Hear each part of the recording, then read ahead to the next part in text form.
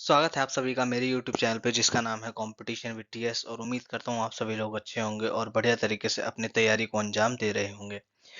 और आपने तो मैं आपको बता दूं, this is the vocabulary session. ये वोकेबलरी सेशन है वो कि आपको वोकेबलरी सीरीज प्लेलिस्ट के अंदर आपको इसी चैनल पे जिसका नाम है कंपटीशन विद टीएस के अंदर दिख रहा होगा।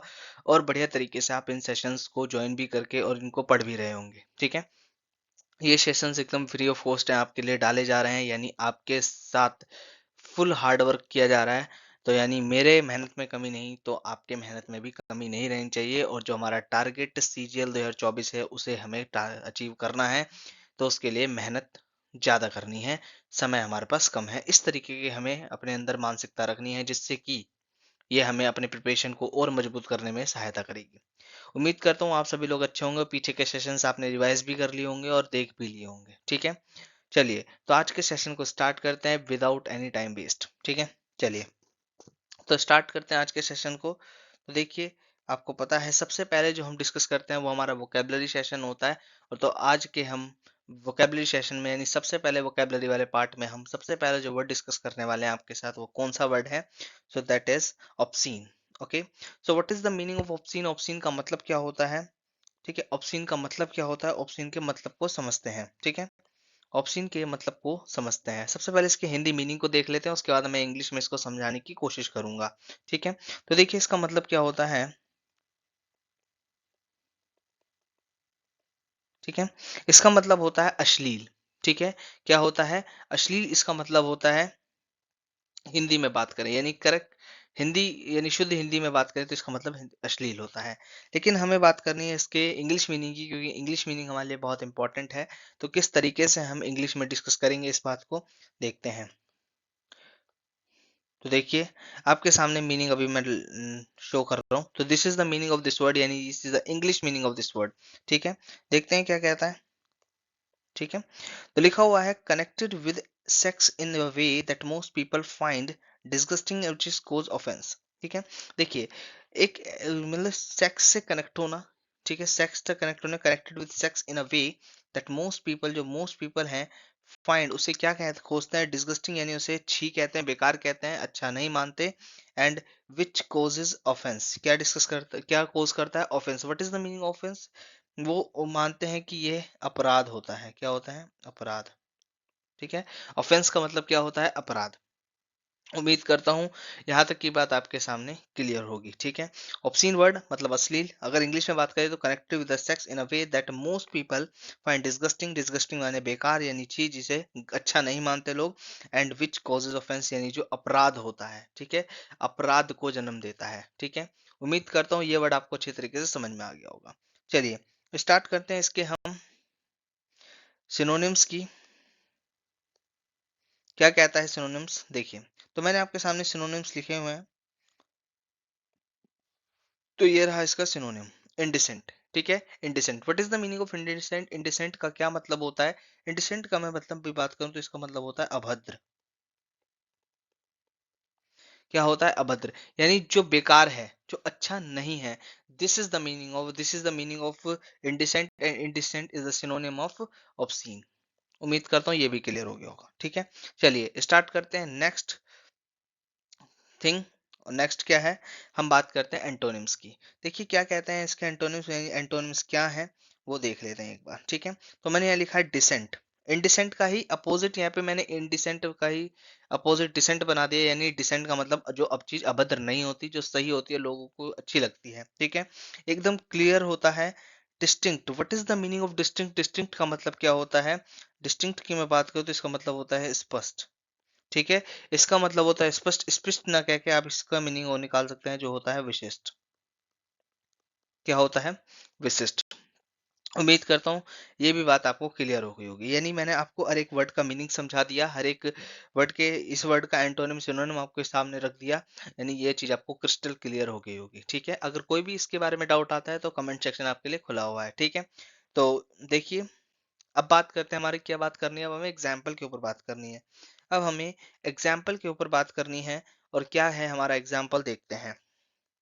देखिए, ये रहा मेरा एग्जाम्पल, और हमारा एग्जाम्पल क्या कहता है? देखिए, please don't tell that joke. Please don't tell that joke, यानी उस जोक को मत कहो, उस जोक को मत बताओ। इट इज ऑब्सीन, यानी वो अश्लील है, अच्छा नहीं लगता है, ठीक है ना। तो मैं उम्मीद करता हूँ ये वर्ड आपके सामने क्लियर हो गया होगा। अगर नहीं क्लियर हुआ होगा तो आप एक बार इस वीडियो को दोबारा देख लेंगे, जिससे कि आपको ये और बढ़िया तरीके से क्लियर हो जाएगा। लेकिन वैसे तो हो ही गया होगा। चलिए अब बात करते हैं हम नेक्स्ट वोकैब की, यानी नेक्स्ट वोकैबलरी में नेक्स्ट वर्ड की क्या वर्ड है वो देखते हैं, ठीक है। तो देखिए सेकंड वर्ड हमारा जो है वो है प्रूडेंट। क्या है? Prudent. What is the meaning of prudent? Prudent का मतलब क्या होता है? प्रूडेंट का मतलब होता है, मैं अगर बात करूं तो इसका मतलब होता है विवेक, ठीक है। क्या होता है? विवेकी, ठीक है। विवेकी का मतलब जानी जो अपने माइंड से काम करता है, दिमाग से हर एक चीज को समझता है, सोचता है और उसके बाद वो चीज करता है, ठीक है। इसका मतलब ये होता है। चलिए स्टार्ट करते हैं इसके इंग्लिश मीनिंग को, क्योंकि जब तक हम इसके इंग्लिश मीनिंग को नहीं समझेंगे हमारे माइंड में ये हमारे लिए बेनिफिशियल भी नहीं होगा, ठीक है। तो देखिए क्या है इसका इंग्लिश मीनिंग, देखिए लिखा हुआ है मैंने यहाँ पे, sensible and careful. Sensible and careful when making judgement. जब कोई भी जजमेंट बनाते हैं, जब जजमेंट बनाते हैं या डिसीजंस लेते हैं, तो वो उस समय सेंसिबल एंड केयरफुल लेके उस जजमेंट को, डिसीजन को बनाता है या लेता है, ठीक है। So this is the meaning of this word, यानी ये इसका इंग्लिश मीनिंग है, ठीक है। ये इसका इंग्लिश मीनिंग है। उम्मीद करता हूँ ये वर्ड आपको अच्छे से समझ में आ गया होगा, कोई दिक्कत नहीं आई होगी। इसके सिनोनिम एंटोनिम्स और डिस्कस कर लेते हैं। चलिए तो ये रहे इसके एंटोनिम्स। सबसे पहले हम बात करते हैं सिनोनिम्स की, ठीक है। तो क्या है सिनोनिम्स? देखिए cautious. What is the meaning of cautious? Cautious का मतलब क्या होता है? तो कॉशियस का अगर मैं बात करूं क्या होता है? सावधान। इसका क्या मतलब होता है? सावधान। वाइस। वाइस का मतलब क्या होता है? बुद्धिमान। क्या होता है? बुद्धिमान। और frugal, what is the meaning of frugal? Frugal का मतलब क्या होता है? फ्रूगल का मतलब होता है किफायती। अब देखो, अब कोशिश का मतलब सावधान, यानी हर एक चीज से सावधान सावधान रहेगा, हर एक चीज को सही तरीके से डील करेगा, बुद्धिमानी से काम लेगा। और फ्रूगल यानी किफायती, जो चीज उसके लिए किफायती होगी उसको वो यूज में लेगा और उसी पर वो अपने पैसों को या फिर जो भी चीज करना चाहता है एक्सपेंड वो करेगा, ठीक है। तो उम्मीद करता हूँ ये बात आपको क्लियर हो गई होगी, यानी सिनोनिम्स आपको डिस्कस हो गए होंगे। चलिए यानी समझ में आ गए होंगे। अब बात करते हैं एंटोनिम्स की। क्या कहते हैं इसके एंटोनिम्स? देखते हैं। So this is the antonym of this word, यानी these are the antonyms of this word. Antonyms की बात कर लेते हैं तो लिखा हुआ है अनवाइस, यानी जो बुद्धिमान नहीं होगा। केयरलेस, जो केयरलेस होगा, यानी अपनी चीजों को किस तरीके से यूज करना है नहीं जानता होगा, ठीक है। Indiscreet. What is the meaning of indiscreet? Indiscreet का मतलब क्या होता है? तो यहाँ पे जैसे कोशिश का मतलब सावधान होता है, इसका मतलब होता है असावधान। क्या होता है? असावधान, ठीक है। वेस्टफुल। वेस्टफुल आपको पता ही है, आपको जो वेस्ट करते हैं चीजें को, ठीक है, उसी को हम वेस्टफुल कहते हैं। These are the antonyms and synonyms of this word, हमने पूरी तरीके से डिस्कस कर लिए हैं। अब बात करते हैं इसके एग्जाम्पल की, यानी इसके एग्जाम्पल को डिस्कस कर लेंगे तो ये वर्ड अच्छे तरीके से हमारे माइंड में फिट हो जाएगा, ठीक है। चलिए so this is the example of this word, यानी क्या है देखिए क्या कहता है ये example. A much more prudent. A much more prudent, देखिए प्रूडेंट को हाईलाइट करा हुआ है। Approach would help to increase the savings, यानी a much more prudent approaches. ये जो अप्रोचेस होती हैं, यानी जो हम बुद्धिमानी से, विवेक से, अपने बुद्धि से, अपने माइंड का यूज करके जो अप्रोचेस बनाते हैं या जो भी डिसीजन लेते हैं, वुड हेल्प, हमें हेल्प करती हैं किसमें? अपनी सेविंग को इंक्रीज करने में।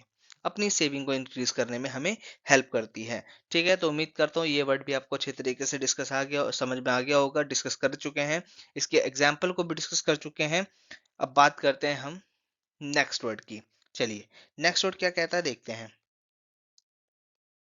तो देखिए थर्ड वर्ड हम डिस्कस करेंगे, that is persuade. What is the meaning of persuade? Persuade का मतलब क्या होता है?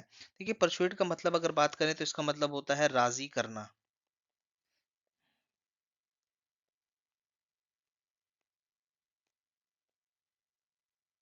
वेट करेंगे। राजी करना। राजी करना इसका मतलब होता है, ठीक है। राजी करना, किसी को बहलाना, किसी को मनाना। This is the meaning of this word, ठीक है। चलिए इसके इंग्लिश मीनिंग को डिस्कस कर लेते हैं, क्या कहता है इसका इंग्लिश मीनिंग। सो दे रहा है इंग्लिश मीनिंग, ठीक है। तो क्या कहता है देखते हैं English meaning. To make somebody's or do something, to make somebody do something by giving him or her good reasons। यानी किसी भी व्यक्ति को, किसी को भी कुछ करने के लिए, ठीक है, डू समथिंग, कुछ करने के लिए गुड रीजंस देना, कुछ ऐसे रीजंस देना जिससे कि यह मान जाए। जैसे आप बच्चे को कहते हो मेरा ये काम कर दे, वो नहीं करता, अपने पढ़ ले, नहीं पढ़ता। अगर आप कहोगे अगर तू पढ़ेगा तो मैं तुझे चॉकलेट दिलाऊंगी, मैं तुझे ये गिफ्ट दूंगा या ये गिफ्ट दूंगी, तो बच्चा बहुत जल्दी से अपने काम को कवर कर लेता है, यानी कंप्लीट कर लेता है। So this is the meaning of this word. ठीक है, इस वर्ड का इसी तरीके से आप मीनिंग निकालते हैं। ठीक है, आप इसे डेली लाइफ में भी यूज करते हैं। ठीक है, चलिए इसके सिनोनिम्स को डिस्कस कर लेते हैं, उसके बाद हम आगे बढ़ेंगे। ठीक है, चलिए देखिए क्या कहता है सिनोनिम्स इसके। ये रहे सिनोनिम्स। ठीक है, क्या है सिनोनिम्स, ये रहे।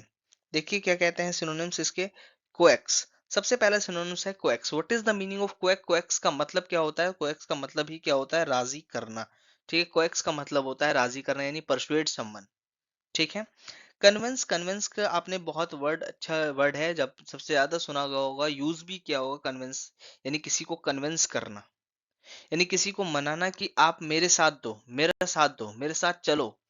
आप प्रोटेस्ट कर रहे हो तो आप कन्विंस करोगे लोगों की कि आप हमारे प्रोटेस्ट में भागीदारी लो और इस प्रोटेस्ट को सफल बनाओ। ठीक है, तो उम्मीद करता हूँ everything is clear till now, यहाँ तक की बातें सारी क्लियर होंगी। अगर कोई भी डाउट आता है तो आपके लिए कमेंट सेक्शन खुला है, कृपया करके उसका यूज करें और उसको सही तरीके से यूज करें अपने प्रिपरेशन के लिए। ठीक है, चलिए, तो उम्मीद करता हूँ आपको सिनोनिम समझ में आ गए होंगे।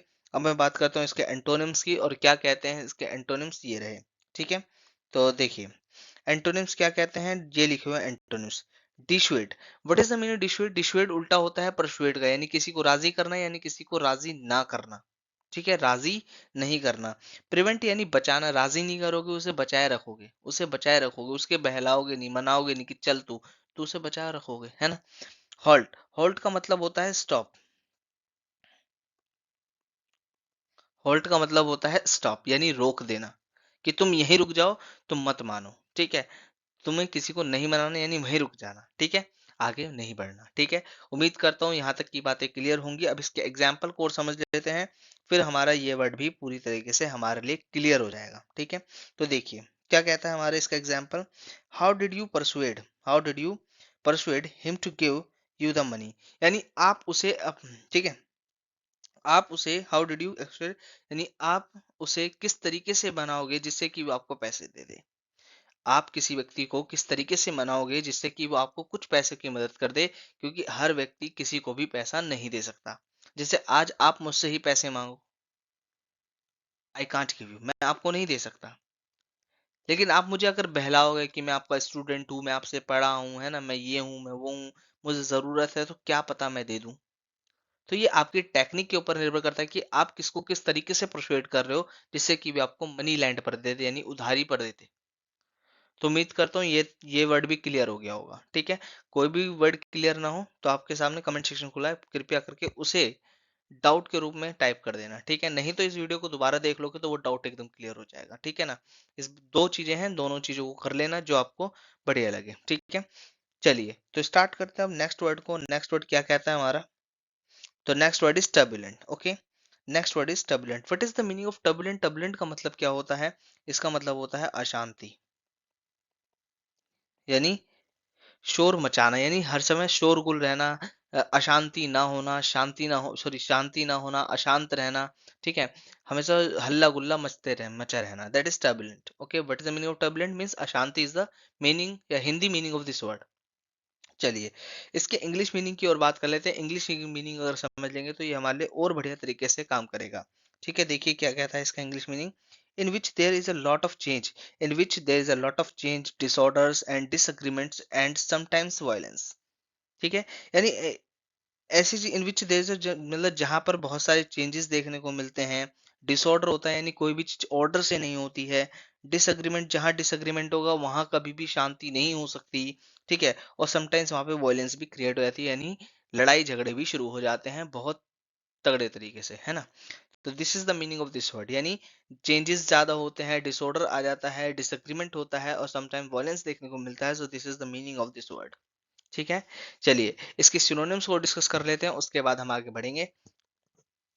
इसी सेशन में, ठीक है।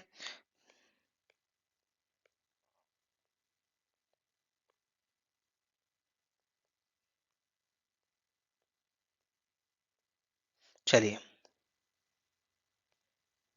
तो सिनोनिम्स देखते हैं, क्या कहते हैं सिनोनिम्स इसके,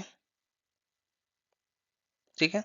तो वायलेंट, वायलेंट यानी शोर मचाना, ठीक है। Agitation, what is the meaning of agitation, agitation का मतलब क्या होता है, एगिटेशन का मतलब भी क्या होता है, अशांति, ठीक है। एगिटेशन का मतलब भी अशांति होता है, या फिर आप कह सकते हैं आंदोलन।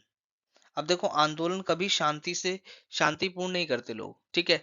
देखो आज भी आप देख रहे हो किसान आंदोलन चल रहा है, ये शांतिपूर्ण आंदोलन नहीं है, ठीक है। आप देख रहे होगे ये क्या शांतिपूर्ण आंदोलन, अगर शांतिपूर्ण आंदोलन होता तो यहाँ पर ना आंसू गैस के गोले दागे जाते, ना पुलिस फोर्स लगाई जाती, लेकिन यहाँ पर लगाई गई है, यानी ये आंदोलन शांतिपूर्ण नहीं होने वाला है। तो ये सरकार को या फिर जो भी प्रधान है या प्रधान सेनापति है उसको अंदेशा हो चुका होता है, ठीक है। तो this is the meaning of this word agitation, यानी आंदोलन भी हो सकता है और अशांति भी हो सकता है, ठीक है। चलिए डिस्कस करते हैं अब इसके एंटोनिम्स को, और एंटोनिम्स क्या कहते हैं इसके। तो ये रहे इसके antonyms. Placid, what is the meaning of Placid, Placid का मतलब क्या होता है, शांति, एकदम पीसफुल, ठीक है। प्लेसिड का मतलब होता है पीसफुल, काम, एकदम शांत रहना और peaceful. So these are the antonyms of this word, ये सारे एंटोनिम्स होते हैं। सिनोनिम्स देख लिए, इसके मीनिंग को समझ लिया, यानी अब हमने इसके हर एक चीज को समझ चुके हैं, ठीक है। चलिए इसके एग्जाम्पल को और समझ लेते हैं, फिर हमारा वोकेबलरी वाला पार्ट समाप्त हो जाएगा। तो देखिए क्या कहता है इसका एग्जाम्पल, ये रहा। The plane hit quite, sorry, the plane hit quite, यानी प्लेन जरा सा टकराया, ठीक है। बिट, क्वाइट अ बिट ही टकराया, यानी प्लेन हल्की सी जगह से थोड़ा सा टकरा गया। इससे क्या हुआ, टर्बुलेंस ड्यूरिंग आवर फ्लाइट, तो हमारे फ्लाइट के दौरान टर्बुलेंस पैदा हो गया, क्या हो गया, टर्बुलेंस पैदा हो गया, यानी अशांति पैदा हो गई, क्या हो गई, अशांति पैदा हो गई, ठीक है। तो उम्मीद करता हूँ ये वर्ड भी आपको समझ में आ गया होगा। चलिए अब बात करते हैं नेक्स्ट पार्ट की इस सेशन के। तो नेक्स्ट पार्ट हमें, आपको पता है हम क्या डिस्कस करते हैं, ओडब्ल्यूएस डिस्कस करते हैं, यानी वन वर्ड सब्स्टिट्यूशन को डिस्कस करते हैं। तो देखते हैं वन वर्ड सब्स्टिट्यूशन को हमारे। तो पहला जो वर्ड है ओडब्ल्यूएस जो है वो है yoke. What is the meaning of yoke, yoke का मतलब क्या होता है। देखो यॉक का मतलब, अगर मैं बात करूं इसके मीनिंग को आपको समझाने की कोशिश करूं, तो मान के चलिए गाय है, ठीक है, या फिर कोई आपको एनिमल नजर आ रहा होगा, ठीक है, कोई एनिमल है, ठीक है। मान के चलिए कोई एनिमल है, और ये एक कैटल है, यानी ये एक गाड़ी है जिसके नीचे पहिए लगे हुए हैं, जिसके नीचे पहिए लगे हैं। अब आप कहोगे इसे आगे ले जाना है, किस तरीके से, या तो इसे पीछे से धक्का दे या फिर आगे से कोई इसे पुल करे। तो यानी जो इससे जोड़ा जाता है, अब ये बंदा इसे आगे तक लेके जाएगा, तो यानी ये इस गाड़ी को, यानी ये जो गाड़ी है, गाड़ी है, इसको क्या करेगा, पुल करेगा, क्या करेगा, पुल करेगा, ठीक है, पुल करेगा। तो ये एक ऐसी, यानी ये जो लकड़ी है मैं आपको दिखाता हूँ, ये जो लकड़ी यूज की गई है, इन्हीं को घोड़े गाड़ी में घोड़े को जोड़ने वाली लकड़ी को ही क्या कहते हैं, योक कहते हैं, क्या कहते हैं, योक कहते हैं, क्या कहते हैं, योग कहते हैं। उम्मीद करता हूँ ये बात आपको बढ़िया तरीके से समझ में आ गई होगी, ठीक है। अब इसके इंग्लिश मीनिंग को समझ लेते हैं, उसके बाद हम देखते हैं आगे क्या करना है, ठीक है। तो this is the English meaning of this word, तो समझेंगे एक बार इंग्लिश मीनिंग को इसका। A wooden object used of connecting animals that are pulling a vehicles, यानी व्हीकल्स को पुल करने के लिए जिन एनिमल्स को कनेक्ट किया जाता है वो किसकी मदद से, वुडन ऑब्जेक्ट को यूज करके। तो उसी वुडन ऑब्जेक्ट को हम क्या कहते हैं, योक कहते हैं, क्या कहते हैं, योक कहते हैं। चलिए इसके एग्जाम्पल को समझ लेते हैं, क्या कहता है इसका एग्जाम्पल, ठीक है। So this is the example of this word, यानी लिखेंगे, पढ़ेंगे एक बार। Animals lift the yoke, animal lift the yoke from their neck, यानी जो एनिमल होते हैं अपनी गर्दन की मदद से, with the help of neck, यानी गर्दन की मदद से उस कैटल को, उस गाड़ी को, या उसे लिफ्ट करते हैं, क्या करते हैं, लिफ्ट करते हैं, पुल करते हैं, आगे को खींचते हैं, ठीक है। तो मैं उम्मीद करता हूँ ये बात आपको क्लियर हो गई होगी। चलिए ओडब्ल्यूएस, यानी ये पहला वर्ड हमारा था ओडब्ल्यूएस का, यानी पहला ओडब्ल्यूएस था। अब बात करते हैं सेकंड ओडब्ल्यूएस की। क्या है सेकंड ओडब्ल्यूएस, देखिए। तो सेकंड ओडब्ल्यूएस इज ए यर्निंग, क्या है, yearning. What is the meaning of yearning, yearning का मतलब क्या होता है, यर्निंग का मतलब होता है इच्छा, ठीक है। अगर मैं बात करूं इसका हिंदी मीनिंग की, इच्छा, नहीं तो आप इसे कह सकते हैं ललक, नहीं तो आप इसकी कह सकते हैं लालसा। ठीक है, सो दीज आर द, यानी ये एक ही, इनका मतलब एक ही है। हिंदी में भी इनके पर्यायवाची आप कह सकते हैं। ठीक है, तो ये इनके मीनिंग होते हैं, लेकिन इसके इंग्लिश मीनिंग को समझना बहुत इंपॉर्टेंट है, क्योंकि एग्जामिनर हमसे इंग्लिश में पूछेगा। तो देखते हैं इंग्लिश में क्या है इसका meaning. A feeling of intense longing. देखिए लॉन्गिंग, आपने लॉन्ग वर्ड सुना होगा। What is the meaning of long? Long का मतलब लंबा होता है, लेकिन लॉन्ग का मतलब इच्छा भी होता है, विलिंग भी होता है। ठीक है, क्या होता है? विलिंग भी होता है, ध्यान रखना। तो लिखा हुआ है इंटेंस लॉन्गिंग फॉर समटाइम्स, यानी कुछ समय के लिए, समटाइम समथिंग। ठीक है, किसी चीज के लिए इच्छा होना, अंदर से इच्छा होना, इंटेंस एकदम से इच्छा आ जाना। This is the meaning of this word. Yearning का मतलब ये होता है। ठीक है, चलिए एग्जाम्पल के थ्रू समझने की कोशिश करते हैं, तो ये और अच्छे तरीके से क्लियर हो जाएगा। तो देखिए क्या कहता है एग्जाम्पल इसका। He felt a yearning, he felt a yearning for this mountain, यानी इस माउंटेन के प्रति उसकी जो फीलिंग है, उसकी जो इच्छा है बहुत, यानी इसके प्रति इच्छा इसके अंदर फीलिंग बन के उभरी हुई है। ठीक है ना, तो ही फेल्ट अ yearning, यानी इसके प्रति इच्छा व्यक्त करती है। किसके प्रति? माउंटेन के प्रति। ठीक है, तो उम्मीद करता हूँ आपको ये बातें भी क्लियर हो गई होंगी, ये पूरा का पूरा OWS वाला पार्ट भी समझ में आ गया होगा। चलिए नेक्स्ट बढ़ते हैं इसी सेशन में, और हमारा जो नेक्स्ट पार्ट होता है वो हमारा मिस स्पेल्ड वर्ड होता है, यानी हमें इसमें से गलत स्पेलिंग को छांटना होता है और सही स्पेलिंग को करेक्ट करना होता है। तो देखिए क्वेश्चन नंबर 1 क्या कहता है आपका। सबसे पहले तो क्वेश्चन नंबर 1 आपके सामने ये रहा। तो पायस लिखा हुआ है। ठीक है, मीनिंग जो लिखा हुआ है पायस लिखा हुआ है, यानी आपको इसमें से पायस वाले सही स्पेलिंग को छांटना है, यानी आपको सिलेक्ट करना है। तो आप देखेंगे कि कौन सा सही वर्ड है। तो PIOUS is the right answer of this question, यानी पायस इसका सही आंसर होता है। ठीक है, तो इसका जो आंसर सही होगा वो कौन सा होगा? पायस इसका सही आंसर होगा। ठीक है, पायस इसका सही आंसर होगा। तो what is the meaning of pious? Pious का मतलब क्या होगा? ये सारे गलत होंगे। ठीक है, ये सारे गलत हो जाएंगे, ये सारे गलत हो जाएंगे। ठीक है, तो देखते हैं इसका मतलब क्या होता है। ठीक है, इसका मतलब क्या होता है पायस का? इसका मतलब होता है रिस्पेक्टिंग टू गॉड और रिलीजियस, यानी धर्म। ठीक है, धर्म और भगवान के प्रति आदर रखना, उनका आदर करना, रिस्पेक्ट करना, this is the meaning of pious. ठीक है, चलिए सेकंड क्वेश्चन को देखते हैं।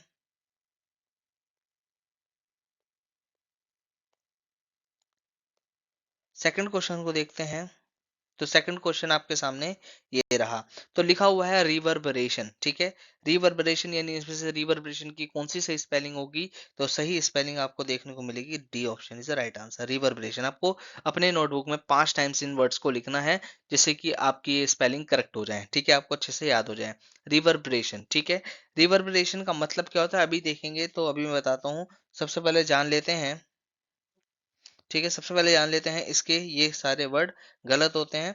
तो इसका सही मीनिंग ये होता है। इसका मीनिंग क्या होता है? इसका मतलब होता है प्रतिध्वनि। क्या होता है? प्रतिध्वनि, यानी जो एकदम से आपने आवाज दी, यानी आपने कुछ बोला और आपकी आवाज आपको ही वापस सुनाई दे जाए।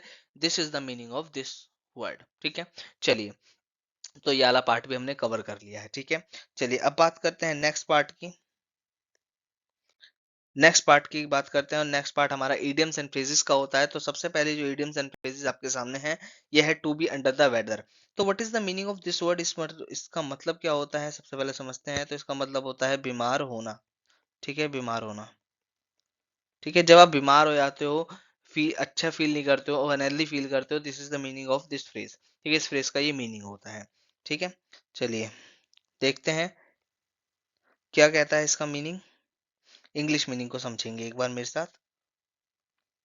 तो टू फील सिक, बीमार फील करना, और अनहेल्दी फील करना। ठीक है, चलिए अनहेल्दी फील करना।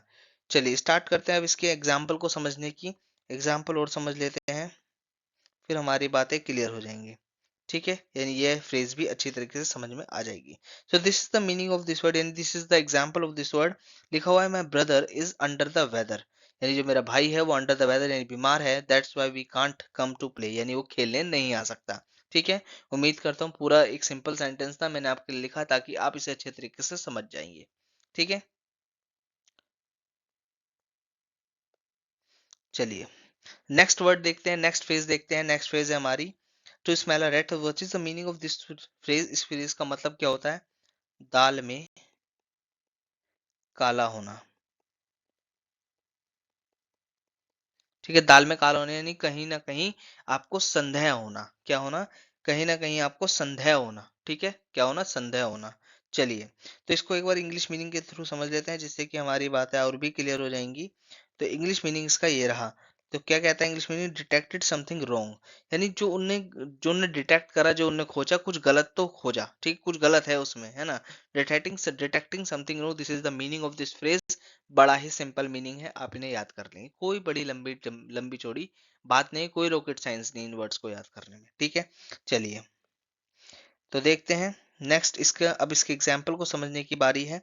तो ये रहा इसका एग्जाम्पल आपके सामने। तो एक लास्ट फ्रेज का एग्जाम्पल देख लेते हैं, फिर सेशन को एंड भी करना है। तो when I didn't here any more from my prospective employer, यानी जब तक मैंने अपने जो प्रोस्पेक्टिव एम्प्लॉयर से उसको अच्छी तरीके से नहीं सुन लिया, या फिर मैं, ठीक है, जब तक मेरे को उसकी आई बिगन टू स्मेल रेड, यानी कुछ ना कुछ दाल में काला मुझे लगा। ठीक है, दाल में कुछ काला लगा। ठीक है, यानी मुझे संदेह हुआ जब तक मैंने उसको पूरी ध्यान तरीके से, ठीक है, any more from my procedure, यानी जितना मैं चाहता था उतना नहीं सुन लिया, उसको समझ नहीं लिया, जब तक मुझे कुछ दाल में काला लगा। ठीक है, क्यों सुना? क्योंकि मुझे लगा कुछ दाल में काला है, यानी संदेह मुझे है। ठीक है, so this is the meaning of this phrase और this is the example of this phrase. यहाँ पे हमने अपने आज के सेशन को भी अच्छी तरीके से, बढ़िया तरीके से एंडिंग दी है, यानी this is a happy ending of this session. और उम्मीद करता हूँ आपको पूरा का पूरा सेशन समझ में आया होगा। ऐसी कोई बात नहीं होगी कि कोई भी या ऐसा कोई वर्ड नहीं होगा जो आपको समझ में नहीं आया होगा, और अगर नहीं भी आया होगा तो वीडियो को रिवाइंड करके आप देख सकते हैं, नहीं तो कमेंट सेक्शन में अपने डाउट को पूछ सकते हैं। ये आपको फुल छूट दे रखी है, यानी फुल्ली डिस्काउंट आपके सामने है।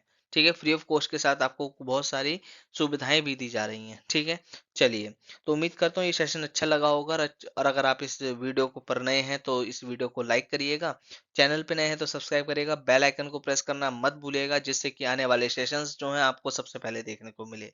और मैं एक और बात कहूंगा, ये जो पीडीएफ हमने आपको देखी है, यानी अपने पूरे सेशन में जो हमने पीडीएफ करी है, जितने भी वर्ड्स करे हैं, इनकी पीडीएफ आपके इसी सेशन के डिस्क्रिप्शन में आपको देखने को मिलेगी। आप इसे वहां से डाउनलोड करके अपने टाइम को यूटिलाइज कर सकते हैं, यानी इसके लिखने, यानी इन वर्ड्स को लिखने से बच सकते हैं, और इन्हीं को यहीं से रिवाइज करके आगे बढ़ सकते हैं। और इस समय को, यानी लिखने वाले समय को, आप और कहीं किसी और सब्जेक्ट में यूटिलाइज करके अपने स्कोर को, अपने प्रिपरेशन को और मजबूत कर सकते हैं। तो उम्मीद करता हूँ ये सेशन आपको अच्छा लगा होगा, कोई भी दिक्कत नहीं आई होगी। और इसी सेशन में इतना ही, अब मिलेंगे आपसे मैं हम नेक्स्ट सेशन में। उम्मीद करता हूँ बढ़िया तरीके से समझ में आ गया होगा। तो जय हिंद दोस्तों।